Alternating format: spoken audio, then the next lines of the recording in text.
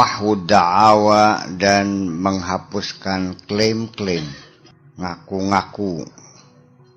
Ngaku apa ya? Ngaku pinter, ngaku sugih, ngaku berjasa, ngaku benar, ngaku segala macam pengakuan. Wa huwa tabarri minal hauli wal quwwati, yaitu menyatakan bebas diri dari daya upaya dan kekuatan, bahwa tidak punya kekuatan dan tidak punya daya upaya. Bihaitsu la yara li nafsihi fi'lan wala tarkan, di mana seseorang yang telah merasa tidak punya daya upaya dan tidak punya kekuatan apapun itu dia sudah mampu melihat bahwa dirinya itu tidak bisa berbuat dan tidak bisa tidak berbuat. Wala naqsan wala kamalan, dan juga tidak melihat ada kekurangan dan tidak melihat ada kesempurnaan. Wa innama hiya ghardun lisihamil aqdar. Semata-mata orang itu melihat dirinya hanya sebagai sasaran tembak saja dari panah takdir. Tajri 'alaiha ahkamul wahidil qahar. Yang berlaku adalah putusan Allah yang Maha Esa dan Maha Perkasa. Apapun yang terjadi adalah berdasarkan putusan-putusan Allah. Melarat, ya jadi melarat. Jadi misalnya sugih, ya sugih. Fatahqiqu hadzainil amraini 'alal kamal, dan sehingga dia bisa merealisasikan dua persoalan ini dengan sempurna. Ma'a wujudi nafsi, untuk merealisasikan dua hal tersebut secara sempurna padahal dirinya masih ada, hampir menjadi persoalan yang mustahil. Jadi kalau diri kita masih ada, nafsu kita masih ada, mustahil. Boleh dikatakan tidak mungkin bisa. Soalnya Pak, nafsunya masih ada. Lakinnal haqqa ta'ala likaramihi wajudihi, tetapi Allah dengan kedermawanannya, dengan kemurahannya, idza ra'a minka sidqat talabi, ketika Allah melihat engkau meminta dengan sungguh-sungguh, keinginan yang sesungguhnya, wa arada an yusilaka ilaihi, dan Allah berkehendak ingin menyampaikan engkau kepadanya,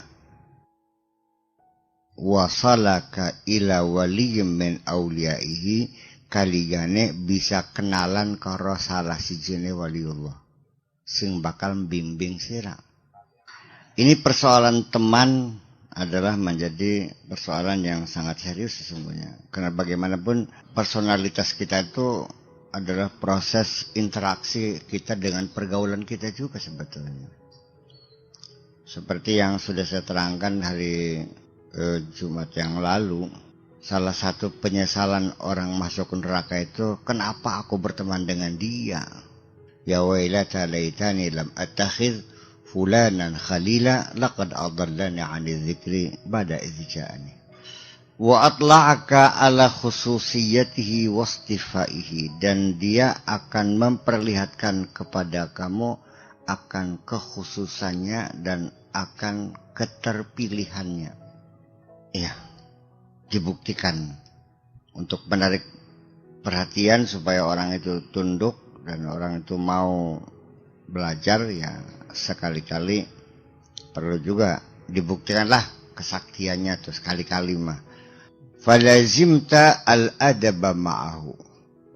Ketika itu maka kamu harus urutata krama lah, sing sopan, harus dihormati. Ketika engkau sudah ketemu dengan waliullah, ya tolong hormati.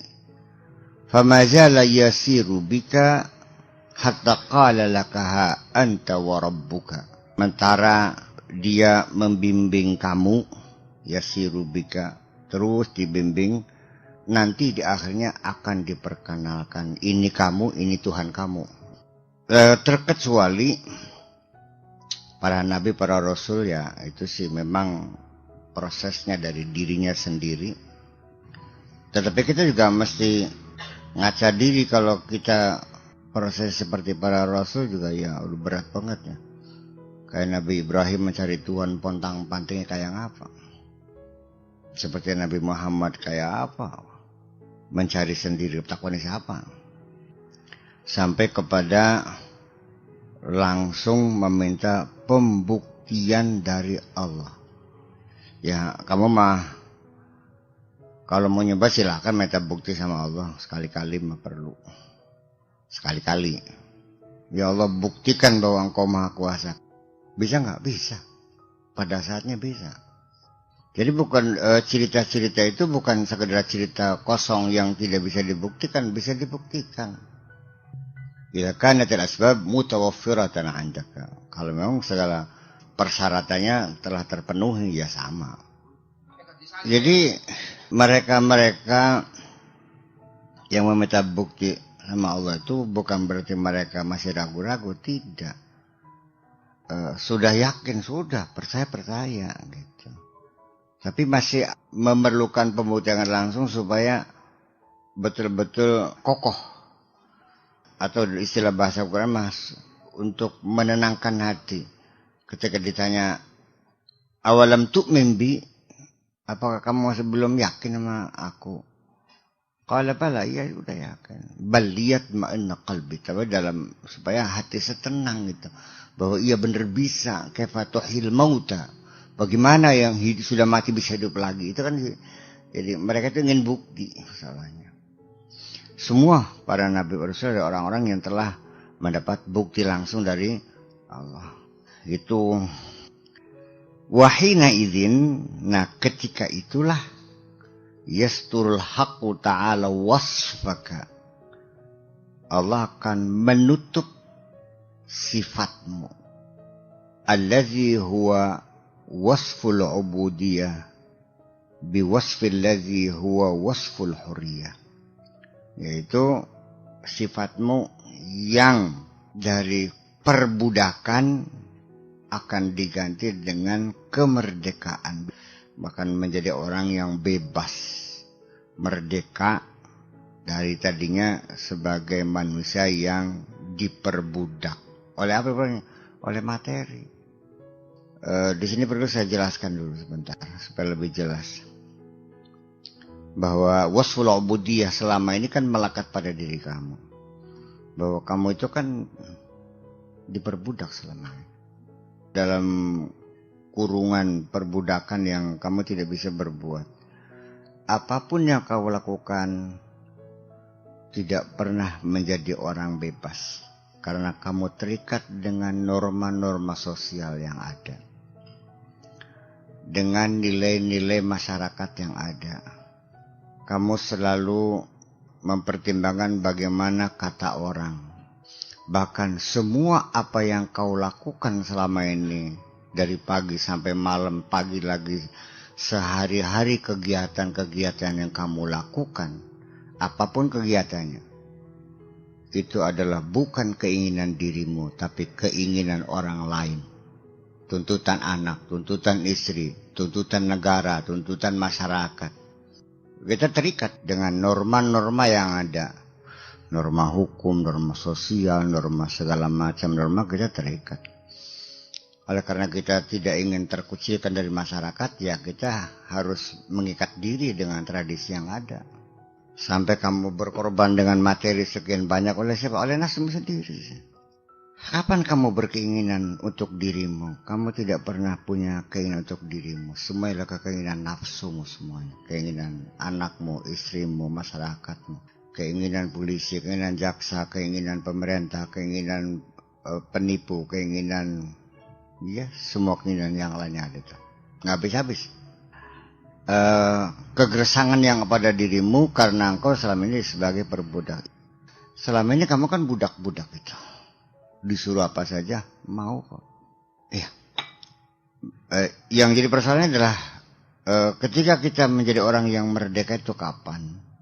Fatatahannasu awsaful basyariyati bizuhuri awsafir ruhaniyah. ketika itu sirnalah, hilanglah sifat-sifat kemanusiaan dengan munculnya, lahirnya sifat-sifat keruhanian. Wa yughatti aidan na'taka, dan juga akan menutupi sifatmu alladzi huwal hudus bina'atihi alladzi huwal qidam, akan menutup sifatmu yang berupa kehadiranmu, ya, al-hudus, kejadianmu, bina'atihi, berdasarkan sifat Allah alladzi huwal qidam, yang punya sifat al-qidam, artinya terdahulu. Au ghattana ataka alladzi huwal adam, dan juga menutupi sifatmu yang sebagai makhluk yang tiada, bina'atihi, dengan naatnya Allah, dengan sifatnya Allah alladzi huwal wujud, yaitu sifat Allah yang berupa wujud, ada. Menutupi sifat dirimu ada, lahir di dunia berkah sifat Allah al-qidam, dan menutupi sifatmu yang tiada dengan sifat Allah yang ada. Jadi adanya kamu ya karena Allah, tidak adanya kamu ya karena selagi Anda masih berpikir, berarti Anda masih ada. Selagi Anda berkeinginan, selagi masih ada. Selagi Anda masih punya cita-cita, kepengenan, nafsu, berarti masih ada. Jadi artinya disanjung cuek, dicaci maki ya cuek, disanjung nggak ada urusan, dicaci maki, emangnya gue pikirin. Jadi disanjung dan dicaci adalah sama, tidak memberikan pengaruh apapun. Sekali lagi, mari kita uji. Ketika Anda dicaci maki orang, sakit hati enggak? Marah enggak? Kenapa marah? Ya karena Anda masih ada. Karena Anda masih ada. Anda dipuji senang enggak?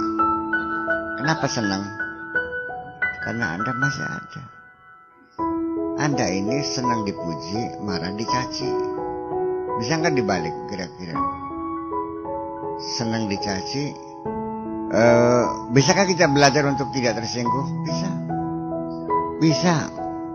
Mukanya diganti dengan muka badak.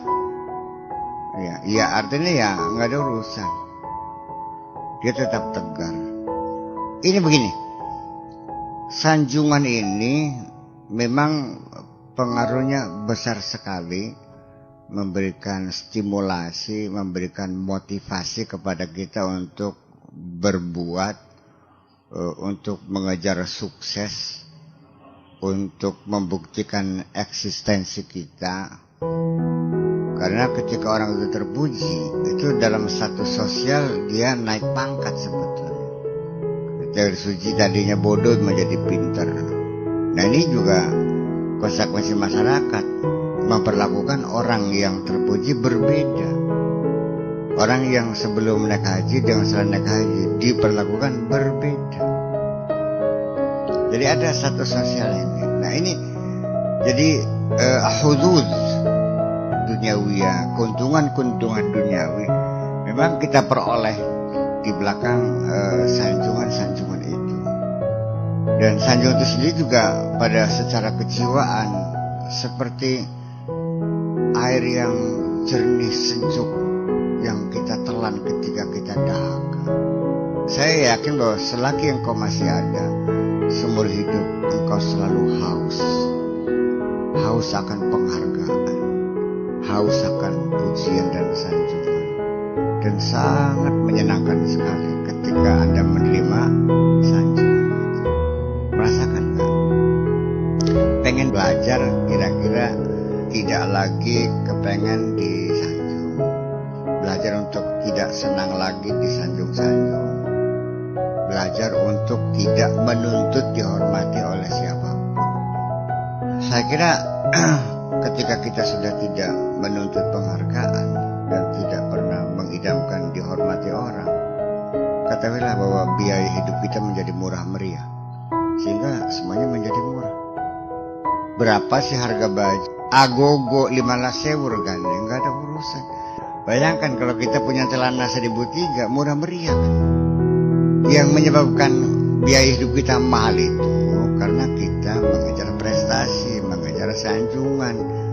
Baju, karena kamu ingin disebut orang kaya, ya terpaksa bajunya sutra, harganya ya 500.000.